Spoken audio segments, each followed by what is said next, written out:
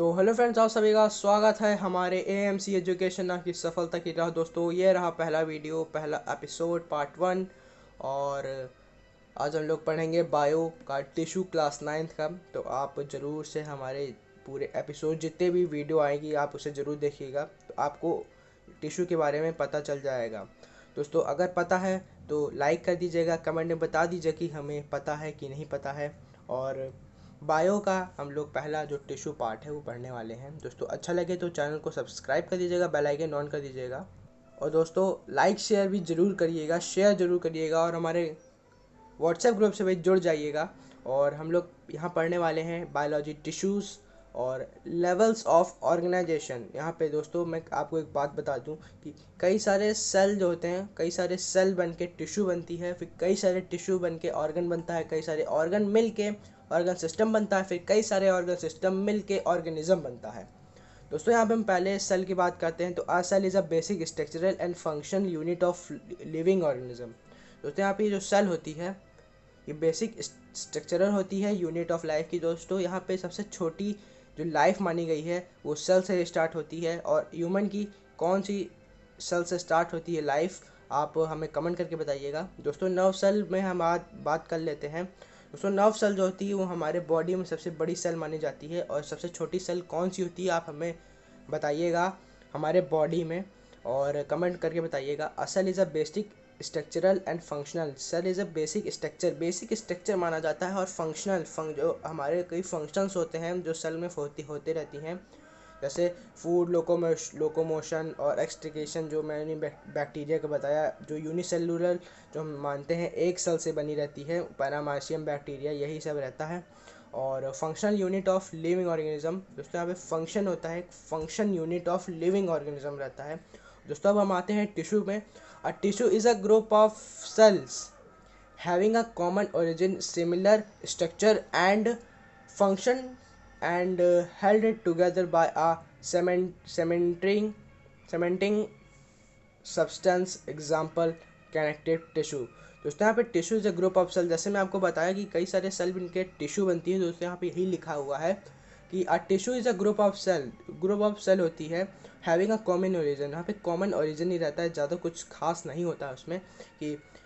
और आगे बढ़ते हैं। सिमिलर स्ट्रक्चर, सेम स्ट्रक्चर रहता है और सेम फंक्शन होता है। Held together by sedimenting substance. दोस्तों, यहाँ पे सब काम सेव होता है, मतलब सेल से कई सारी, मैंने बताया कि सेल बन के टिश्यू बनती है, तो पूरा सेम ही रहता है, तो ये कनेक्टिव टिश्यू मान जाती है। दोस्तों, कनेक्टिव टिश्यू आपकी इमेज दिख रही होगी आपको स्क्रीन में।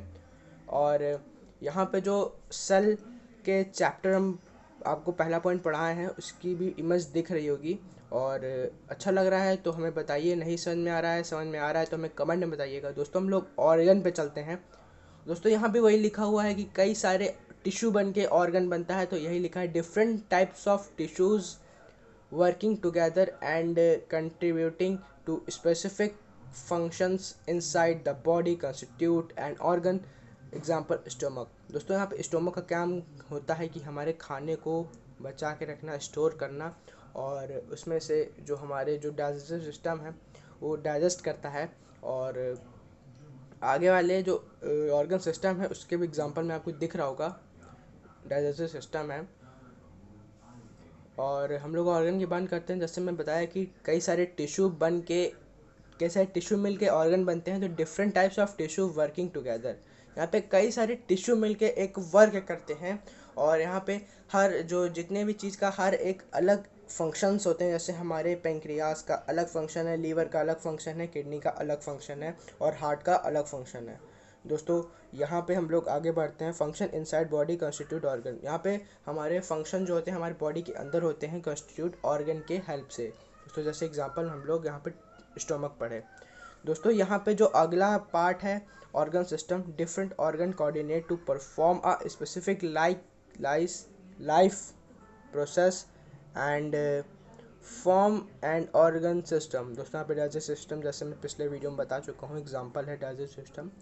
और स्टोमक में जो हम लोग का खाना मतलब पचता है, तो वो हमारे डाइजेस्ट सिस्टम की वजह से होता है। और दोस्तों, हम लोग इसके बारे में जानते हैं। दोस्तों इसके बारे में जान जाते हैं कि कई सारे ऑर्गन बन के ऑर्गन सिस्टम बनते हैं। तो यहाँ पे लिखा हुआ है कि different organs coordinate to perform a special life process. दोस्तों यहाँ पे कई सारे ऑर्गन जो परफॉर्म करते हैं यहाँ पे स्पेसिफिक लाइफ प्रोसेस, जो इस प्रोसेस इन लोग का चलता है एंड फॉर्म ऑर्गन सिस्टम। यहाँ पे दोस्तों ऑर्गन्स है, कई सारे ऑर्गन मिल के ऑर्गन सिस्टम बनाते हैं। तो यही रहा हमारा एग्जाम्पल में हम लोग जान जाते हैं डाइजेस्टिव सिस्टम।